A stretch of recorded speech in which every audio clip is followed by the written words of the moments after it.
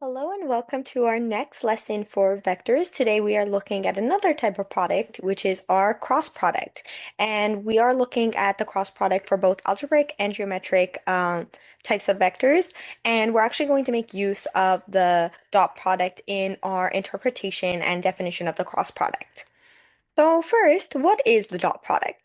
So the dot product of two vectors A and B, and it's denoted with just the x, which is what we're usually used to with the times notation or the times operation. And this is in 3D space. So the cross product is a binary operation, which means it only uses the two vectors, and it results in a third vector that is perpendicular to both vectors A and B.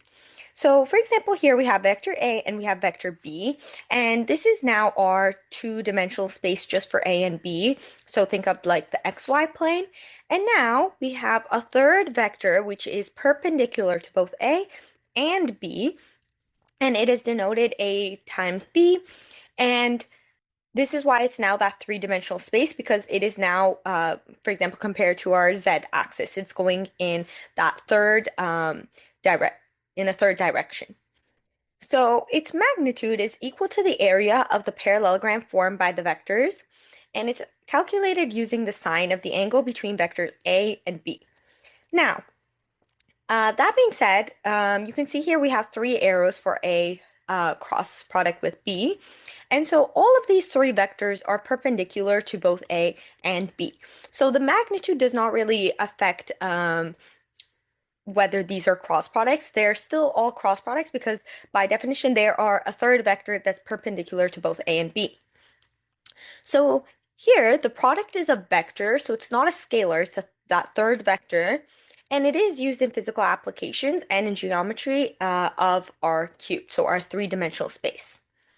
Now, vector B times A, so cross product is also not commutative because the cross product of B and A is now the opposite of A and B, and it points in the opposite direction. And that's exactly what we're seeing here. These are the cross products of B and A. So they are still perpendicular to both A and B. So if we draw their so we can see the right angles formed with both B and A. But in this, maybe that way. But it is now going in the opposite direction. So it's going, for example, downwards here. And here we just have another diagram just to show you, to help you visualize that a little bit more.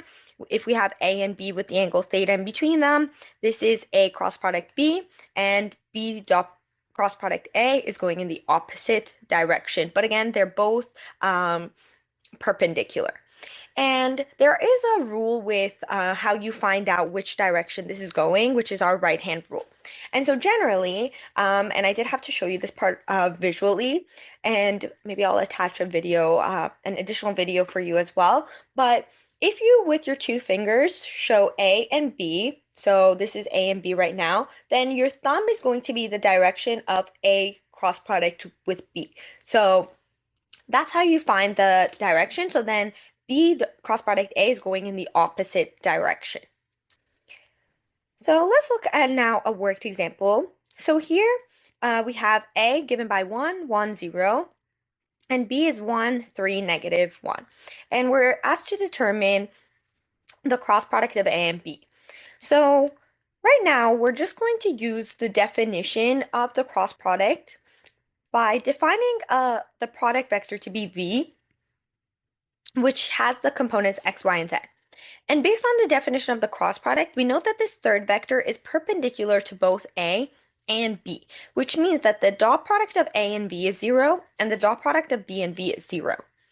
So A dot product B is, which is 0, is given by x plus y, because we're just multiplying the x components plus the product of the y components plus the product of the z components, which is 0, so just 0. So x plus y is 0. And from the dot product of b and v, which is equal to 0, similarly, we have x plus 3y minus z is equal to 0. So we have a system of equations with two equations and three variables here.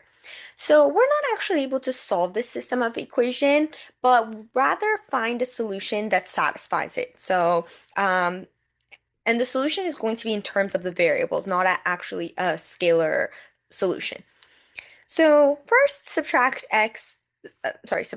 equation 1 from 2 because we see that x in common. So x plus 3y minus z, and now we subtract equation 1, which is x plus y, gives us 2y minus z, which is equal to 0. And that's because 0 and 0 is just 0. This is also the same as now rearranging. We have z is equal to 2y. Now substituting this value into equation 2, we have x plus 3y minus 2y. This is just from z equals 2y, which is equal to x plus y equals 0. Or in other words, x is negative y. So both x and z can be expressed using y. So having our vector x, y, z, we can now write it as a single variable y.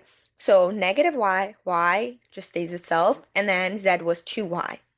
Now if I factor out the y, which I can do so based on scalar multiples, because y is just a scalar value in R, right? Then we are left with negative 1, 1, and 2. So the cross product is any vector of the form, and now I don't want to use y because y was specifically for this vector. So I'm just going to use the variable k, which is another scalar here. So any vector of the form k in negative 1, 1, 2. So you can do 2, 3, any value here. With k in R. Now keep in mind, if k is less than 0, we do have it going in the opposite direction, but it's still a cross product nonetheless, right? It's just one of the possible cross products. Now, for algebraic vectors, where we have A as A1, A2, A3, and B, vector B as B1, B2, B3, we can come up with a formula for the cross product. So this is just some of the work we did here. So make connections between this general form to the example that we worked here. So we actually get this expression, which is a vector that's perpendicular to both A and B. And this is right now just given to you, and soon we're going to see how we get it. So if k is 1, then the cross product of A and B is just this vector here. And if it's negative 1, we're just flipping all of these. So here, this would be negative A2B3 plus A3B2. So what I've done is just rearrange all of these. So you can see these two are flipped in the case where it's negative. But of course, we don't want to memorize this. This is very complicated and those numbers are going to get messed up. So we don't want to memorize this as a formula. But I'm going to show you an algorithm for how we would get the same value. And it is it's called the X algorithm or cyclic algorithm, different names for it. So starting with A and B, and we have those same components, the cross product of A and B, which is vector V, given by X, Y, and Z, is found with the following steps. So what you're going to do is first write vector A, and then we're going to write the components of vector A, but in this specific order. You have to start at the second component on both sides, and you go A2, A3, A1, and then one more A2. And same with the second vector B, and you do B2, B3, B1, and then one more B2. And now here we're going to, and we've done step 1 and 2, now we're going to draw these arrows. And specifically, we start from A2, we go down, go down, go down, and then from the A3, so we are forming these X's, as you can see.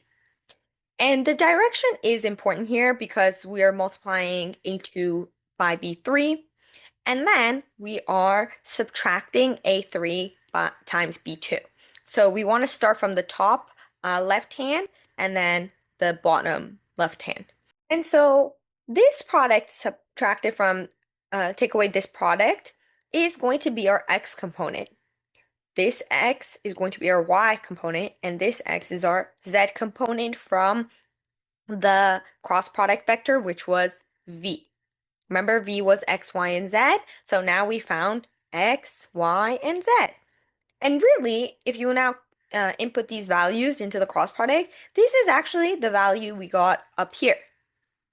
And remember, as we saw in our diagram here, I can multiply that cross product by any scalar k, which is positive, and it will still be a cross product, or a negative scalar k, which goes in the opposite direction, and those are still going to be the cross products of A and B.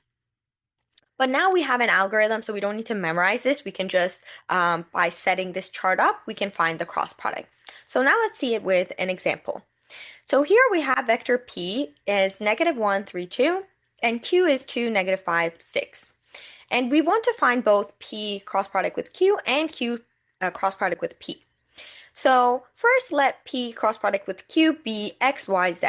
So we form the columns as above. So here we have P, which is 3, 2, -1, and 3. Keep in mind, this was P2, this is P3, this is P1, and this is, or sorry, oh yeah, sorry, I just can't read my own 3.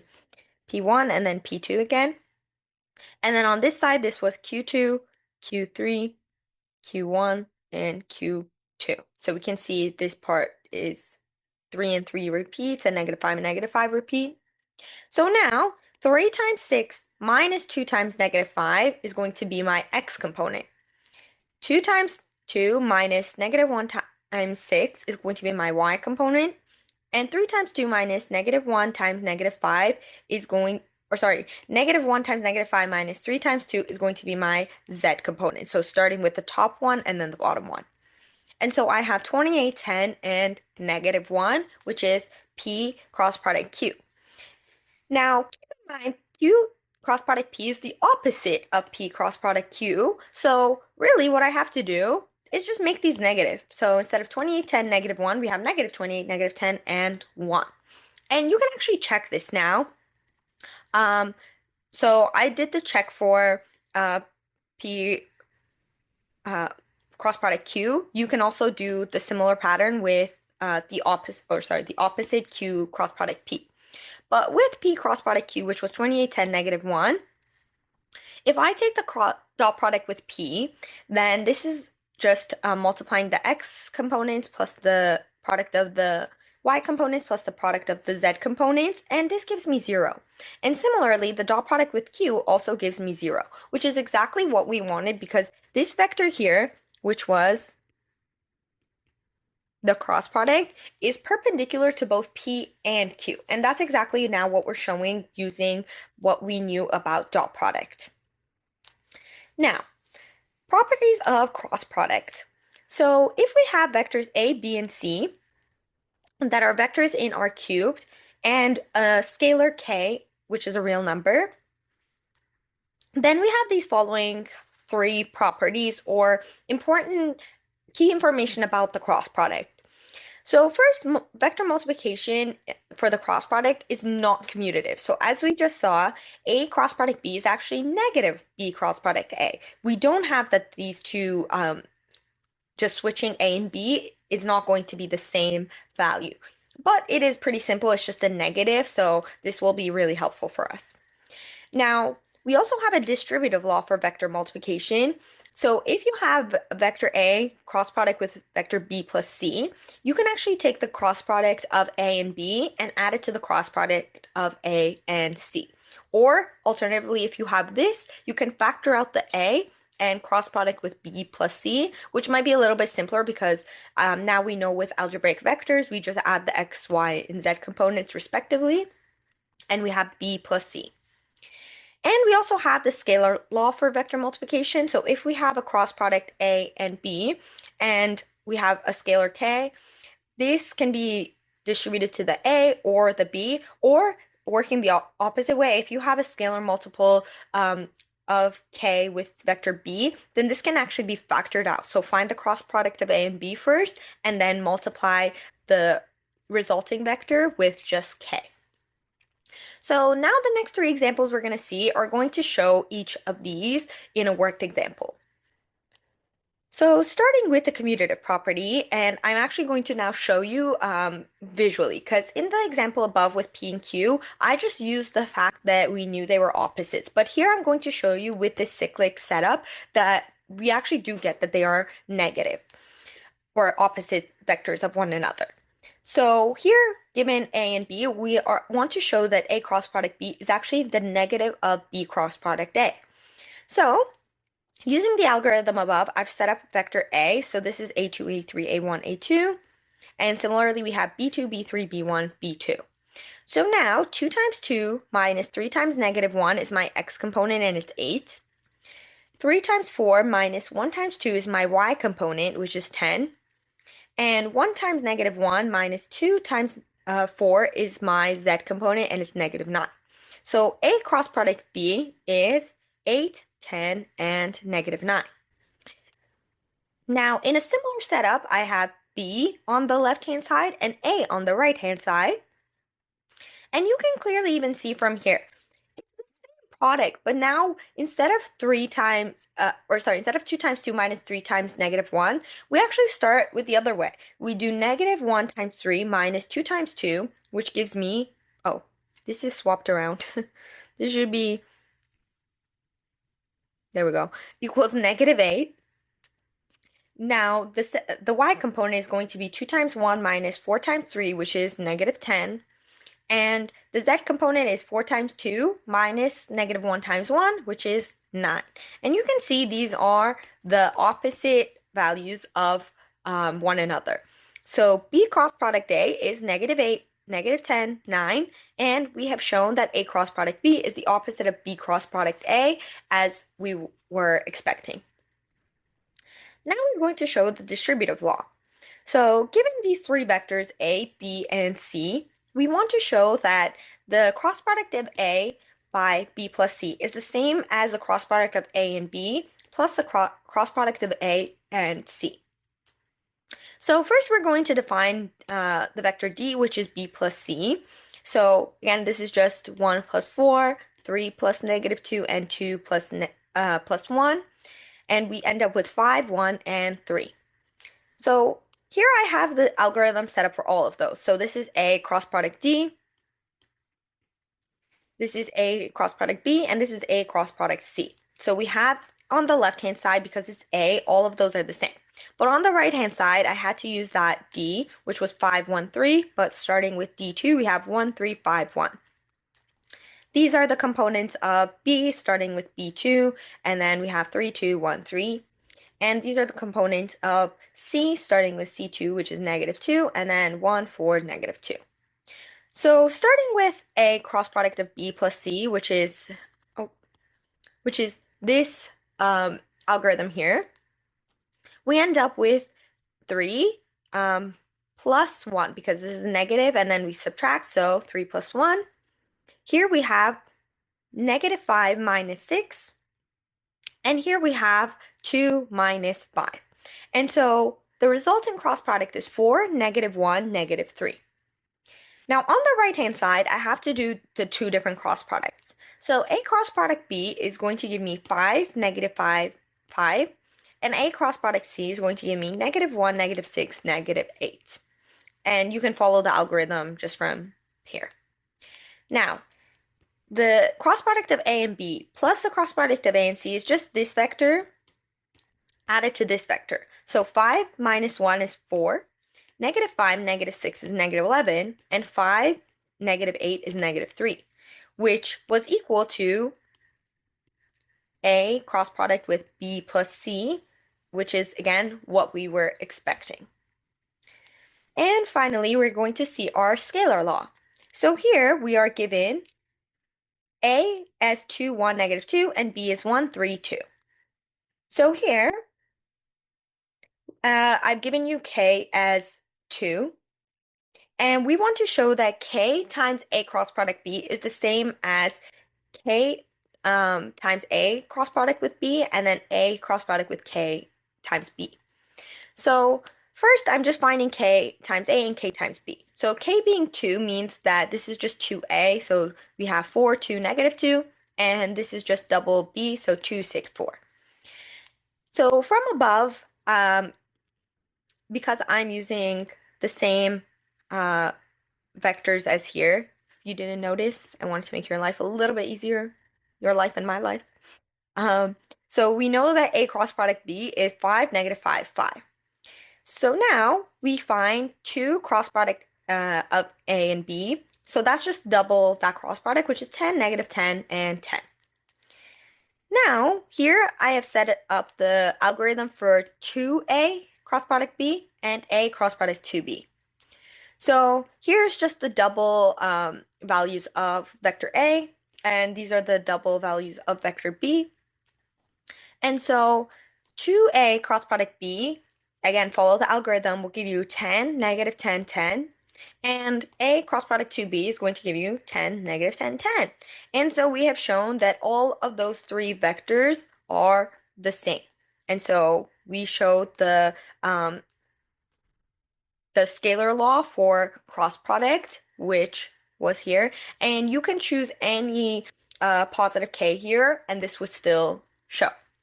And now, and actually you can choose any negative value as well. So here I suggest you try this on your own now with negative 2 and show that you get the same. So already from here, if you're multiplying by negative 2, you just have negative 10, 10, negative 10. And because it's a scalar, if you have negative 2, all of these would be negative and all of these would be negative. And again, you're going to see that you will end up with negative 10, 10, negative 10, which is this part, and you will show that these are also the same. And that is a wrap on our lesson on cross products. So please complete the practice questions below and check Google Classroom for any simulations or extra readings that can help solidify your understanding of cross product. And as always, don't hesitate to reach out if you have any questions. And I will see you all in our next class, which is also the last class for this unit. We are just going to look at applications of cross product and then have our summative assessment following that lesson. So see you next lesson.